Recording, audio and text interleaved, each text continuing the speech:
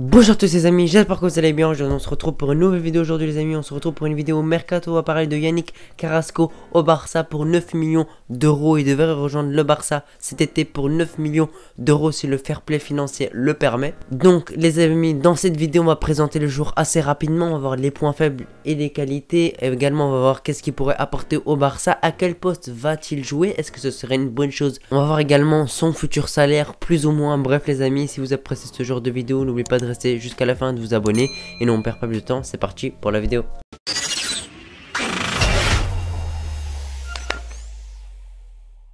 Les amis, vous savez bien qu'on en a parlé beaucoup de Yannick Carrasco au Barça cet hiver et ça devrait se concrétiser cet été 2023 à une hauteur de 9 millions d'euros. Alors les amis, pour les gens qui connaissent toujours pas Yannick Carrasco, donc Carrasco est belge, à 29 ans, il est né en Belgique, pas très loin de Bruxelles, à Ixelles si je dis pas de bêtises. Il fait 1m81, c'est un simplement droitier. Cette saison, il a joué beaucoup de matchs, que ce soit en Liga, en Ligue des Champions, etc. Par exemple en Liga, il a joué 26 matchs, il a marqué 3 buts et a délivré une petite passe décisive. En LDC, il a joué 6 matchs, ils se sont fait sortir des poules. Il a joué 6 matchs, il a marqué un but et il a délivré 2 passes D. Et en Coupe du Roi également, il a joué 3 matchs et il a marqué 2 buts. Donc on peut voir que c'est un joueur qui joue toutes les compétitions, qui enchaîne les matchs, que ce soit en LDC où il a joué tous les matchs possibles avec l'Atlético. Il a joué les 6 matchs de poule avant que l'Atlético se fasse éliminer. En Liga, il a joué énormément de matchs, il a joué 26 matchs sur 28 matchs possibles. Ça veut dire également une autre chose, c'est sa condition physique. C'est pas un joueur qui se blesse souvent, c'est un joueur qui est disponible toute la saison, qui peut jouer énormément de matchs, quasiment tous les matchs de la saison. Et ça c'est un point très important à retenir les amis. En Coupe du Roi également, il a joué 3 matchs et il a marqué 2 petits buts avant de se faire éliminer contre le Real Madrid, vous vous souvenez très bien. Alors les amis, son poste, il peut en avoir plusieurs. Honnêtement, il peut en avoir quand même pas mal. Il peut jouer en tant qu'ailier droit, en tant qu'ailier gauche également, en tant que piston, on va dire piston gauche, en tant que milieu gauche. Donc il est souvent sur les côtés, c'est un joueur de côté, c'est un joueur qui peut se retrouver à droite ou à gauche, mais il préfère quand même être surtout à gauche avec l'Atlético ou même avec son pays. Il joue la plupart du temps sur son côté gauche, que ce soit ailier gauche, piston gauche, milieu gauche, etc. Vous avez compris, tant qu'il joue à gauche, bah les amis, il aime bien.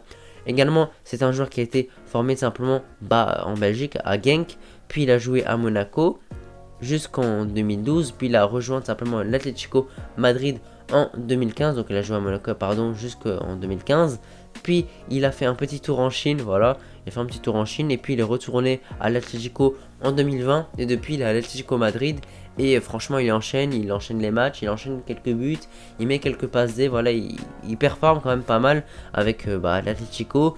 Et là maintenant il est vraiment très courtisé par Joan Laporta et par le Barça en général. Ça peut s'expliquer par plusieurs raisons. Est-ce qu'on a un véritable ailier gauche? Pas vraiment. Actuellement les amis, Carrasco a une valeur marchande de 25 millions d'euros et tout simplement le Barça va le recruter pour 9 millions d'euros, mais à une condition tout simplement, c'est que le fair play financier l'accepte. Et je pense que voilà, Laporta, on sait que c'est quelqu'un de très fort dans les droits, c'est un avocat, donc il devrait faire passer ça. Voilà, je pense que les fair play financiers devraient nous laisser tranquilles, surtout que voilà, on va pas faire un mercato de fou. Voilà, on a Carrasco, on risque de recruter des joueurs gratuits comme Gundogan. Pourquoi pas une folie comme Lionel Messi de retour, voilà, pour cet été 2023. J'en ai parlé dans une dernière vidéo, donc les amis, je vous invite à aller la voir. Mais sinon, je pense pas qu'on fera des folies cet été. Et voilà, un Carrasco à 9 millions d'euros avec un salaire pas trop élevé, je pense que ça ira quand même. Alors les amis, Carrasco, c'est un véritable ailier gauche, un véritable joueur de côté. Et on en a vraiment besoin sur le côté gauche, parce qu'à gauche, t'as qui? Globalement, t'as Ansu Fati, t'as Ferran Torres et c'est tout. Voilà, t'as un Dembélé quand il n'est pas blessé qui peut jouer à gauche. Mais franchement, Dembélé, il est assez bon à gauche, il n'y a rien à dire. Mais on en a surtout besoin sur le côté droit. Je le trouve quand même meilleur sur le côté droit que sur le côté gauche. Et sinon, tu as Ansu Fati à gauche. Voilà, il fait quelques performances de temps en temps, mais rien d'incroyable. Pareil pour Ferran Torres, il nous faut un véritable ailier gauche, voilà, qui met de l'impact, qui dribble, qui accélère, qui déséquilibre les défenses, parce que c'est très important. Parce qu'à gauche, tu as un Baldé qui fait bien ce travail, malgré que ce soit un latéral, malgré que ce soit un défenseur.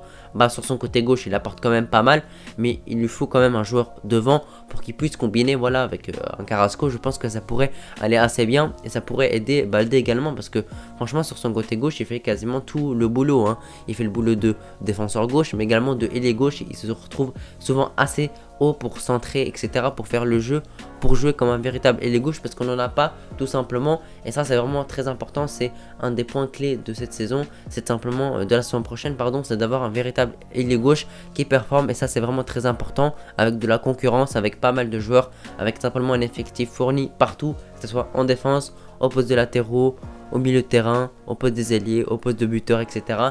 Il faut qu'on reconstruise cette équipe et il faut qu'on ait une très grande équipe pour pouvoir essayer de faire quelque chose en Ligue des Champions et essayer de gagner des trophées nationaux. Mais les amis, on peut aussi se poser des questions sur l'utilité du transfert, sachant que je vous ai dit on a Ferran Torres et Ansu qui sont assez jeunes et qui pourront pourquoi pas exploser la saison prochaine, et surtout qu'il y a un retour de prêt de Abdé, marocain ailier gauche exceptionnel qui a fait ses preuves avec Osasuna, qui a été prêté 1 an, et franchement le retour de prêt va vraiment nous faire beaucoup de bien parce que Abdé est vraiment un joueur incroyable, que ce soit par ses dribbles, ses accélérations, etc. etc. Franchement Abdé, il pourrait vraiment être une des pièces clés franchement de la saison prochaine. J'en doute vraiment pas parce qu'on a vu qu'il a vraiment un potentiel de dingue. Donc les amis, Carrasco, on va quand même énumérer quelques points positifs, quelques qualités qu'il a.